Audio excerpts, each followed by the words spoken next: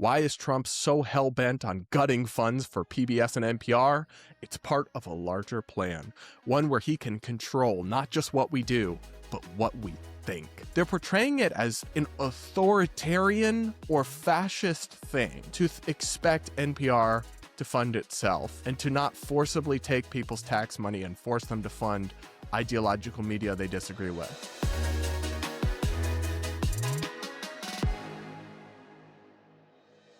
We're going to talk about NPR. And you guys know I'm a huge fan of NPR. I think they've done really balanced and sensible and nuanced coverage that's been very fair to Republicans, conservatives, libertarians over there. Yeah, just kidding. Me when I lie. Me when I absolutely lie through my teeth. But what I found fascinating was you guys know this, I've been very critical of a lot of what Trump has done as president. But one thing I supported that he did and the Republicans did was defund NPR and PBS. Because we had heard for years, like, simultaneously, they insisted they barely get any taxpayer funding, but also they screamed bloody murder when you're like, all right, well, let's just take it away. And then they can exist and they can just be funded privately by people who want to support that. I've just always objected to even a small amount of my tax dollars going to like this left-wing progressive propaganda where they like uncritically parrot like in defense of looting. That was my favorite thing. During the whole BLM 2020 era, they did this softball interview promoting an author whose book was called In Defense of Looting. And it was like how looting is actually ethical, even though dozens of people had been killed in those riots and looting in businesses, and so many people had been harmed and had their dreams crushed. That's the kind of thing they were doing. And of course, they faced other scandals like their coverage or lack thereof of the Hunter Biden laptop. And really, I mean, there's just so much to choose from in terms of ridiculous NPR content over the years. We just talked about recently. They're still doing this, doing like long think pieces about Erica Kirk mocking her looks, like Charlie Kirk's widow, because that's just lovely and classy to do, right? Anyway, what's not to love, right? Why would you not, as an American, want to have to fund that with your tax dollars? Well, you know, gas is expensive and you're struggling to get by. It may not be a ton of money, but it always made perfect sense to me that we should end that. And then if people want to fund NPR or PBS, well, there's lots of wealthy liberal people out there who can fund it themselves. And that's what we said would happen. Spoiler alert, that's what's happening. And it's going just fine. But I think it's worth revisiting some of the breathless hysteria that we had over this when Republicans made this move. So here's a tweet from Senator Bernie Sanders. Like all authoritarians, Trump doesn't like criticism or objective reporting. He just wants flattery. That's why he wants to defund NPR and PBS. We need media in this country that is not owned by billionaires and corporate interests. Robert Reich, the progressive political commentator. The Senate just passed Trump's request to cut $1.1 billion in federal funding for public broadcasting. Why is Trump so hell-bent on gutting funds for PBS and NPR? It's part of a larger plan, one where he can control not just what we do, but what we think. Like, it's really worth revisiting how crazy and hysterical the rhetoric about this was. They're portraying it as an authoritarian or fascist thing to expect NPR to fund itself and to not forcibly take people's tax money and force them to fund ideological media they disagree with. That actually seems kind of the opposite of authoritarian to me. To be clear, I'm not saying like taxpayer funding for PBS or NPR is authoritarianism, but if anything on the scale, right, it is slightly authoritarian to force people to fund something against their will that they object to, whereas it's really not authoritarian at all to not do that. But that was like the Kafka-esque inversion of reality on this discourse that we were all put through when this happened. And we were all told that like Elmo would be executed on camera or whatever, not literally, but like Sesame Street would cease to exist and all this. And none of it has happened. But also it's funny that Bernie has all this smoke for like billionaire owned media. And it turns out it's like liberal billionaires who are now stepping in to fill the gap for NPR. So here's the article from National Review. NPR survives and thrives once it's finally been cut off from the taxpayer teat. Good news for all those worried that the Trump-era GOP's defunding of NPR in the most recent federal budget might lead to the spontaneous combustion of human civilization. They're doing just fine. In fact, better than that, as it turns out, the natural American spirit of charity, to be specific, donations from 2 billionaires, has bailed them out, and then some.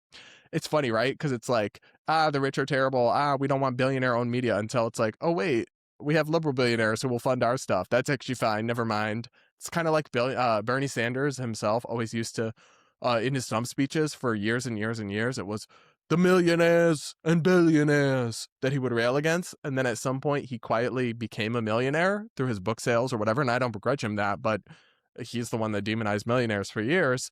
And then he just switched his speeches to the billionaires and just omitted that millionaires part. Funny how that works, right? Funny. I find that funny. I don't know if you guys do, but I find that to be slightly sus, but also funny. Anyway, more here from National Review. Connie Ballmer, the wife of Clippers owner and professional dancer Steve Ballmer, has decided to use her considerable bride price to donate $80 million to the theoretically beleaguered radio network. Another anonymous donor has chipped in a further $33 million, penny stakes relatively speaking. That totals a smooth $113 million haul in one fishing trawl, and all for the goal of, quote, ensuring NPR transforms its technology to meet the needs and serve the interests of public media audiences on whatever platforms or devices they may seek it. Why, with such specifically contoured goals as that, you can rest assured it won't be used as a general purpose slush fund. But then again, people knew what they were wading into. I hope both donors got something slightly better than the branded coffee mug I got when I foolishly chipped in $40 back in the day. So this is what's the point is, like, this was always allowed. In fact, I saw, it was kind of funny to me, when the news of these big donations and like the fundraising increases that NPR and PBS have seen, when that was being shared on social media, a lot of libs and progressives were saying like, take that, MAGA, or like, take that, conservatives. Now, and of course, it wasn't just MAGA or conservatives. Other people, moderates, independents, also agreed that NPR and PBS should have to fund themselves. That's actually not like a conservative take. But anyway, it was just funny. They were sharing this all over social media, and they were like, take that, MAGA, take that, Trump. And Republicans were like, wait, what do you mean? This was always allowed. Like, this is what we wanted you to do. No one said you had to shut down or couldn't exist, just that you had to pay for yourself. In the same way, there's not any conservative media outlets that get taxpayer funding and get to push, an agenda on everyone with it. There shouldn't be that for libs or for progressives. That's all they ever said. But it was so funny to see them doing their big one, or thinking they were doing their big one. Like, we stopped your authoritarianism by getting our own funding. And it's like, that's all that was ever asked of you. Like, that was always allowed. Anyway, more here from the NR article. The more important point to be made, as someone who, as it turns out, wrote a surprising amount about the dissent of NPR and PBS and the CPB as a whole in my early days here, is that what conservatives have always argued would happen if you cut funding for public broadcasting has indeed happened. Nothing at all. They're doing fine. What limited audience NPR had, it no longer includes me, was always willing to subsidize it. NPR never needed our taxpayer money after all. It was a parasitic grift, a lobbying Yelp, the literal, forgive me, but I'm about to cite Jim Morrison, scream of the butterflies. These people merely wanted a guaranteed pipeline to taxpayer funding and the nominal imprimatur of national agenda setting and news-making authority. They still have their nominal brand, but they never needed your money or mine, and thus the charade is revealed. All we needed to do was cut the spigot of free taxpayer money off to get rich leftist billionaires to cough up countless millions to keep NPR afloat. How utterly appalling was it that for decades, progressives screamed when they needed all of America to subsidize their one-party propaganda, when cash cows were always going to step up once the bluff was called. I completely agree with the author, Jeff Blahar here, and I just find this a little bit satisfying for me, because I said that at the time. I was like, actually, they can defund it and it'll be fine. Some rich lib will fund it, actually. And that's what should happen. And people were like, nah, but Trump is doing it, and so it must terribly be bad because Trump. And I'm like, no, actually, listen, Trump, yeah, I think Trump's bad. But it doesn't mean literally everything he does is wrong. Sometimes he does things that are correct and good, and this was one of them. And I think that it will give NPR the chance to actually not, be what it wants to be. Because I think part of the reason that people lost faith in institutions like NPR is that they claimed to be neutral, and unbiased, but were actually liberal leaning. And it's like, if NPR wants to be a liberal media network, they can be, and they should be. just be open about it. And maybe that's the direction they'll go. And in fact, people would probably be more willing to support them or at least listen to them or tune in if they were just transparent and upfront about it. That's kind of like with Fox News, right? You know what you're going to get. You're going to get right-leaning slant. And they're not really shy about that.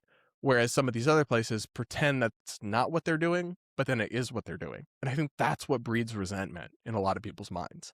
But that's just my take on all this. You guys will have to let me know what you think in the comments below. Do make sure subscribed. Do hit the like button to support me instead of NPR.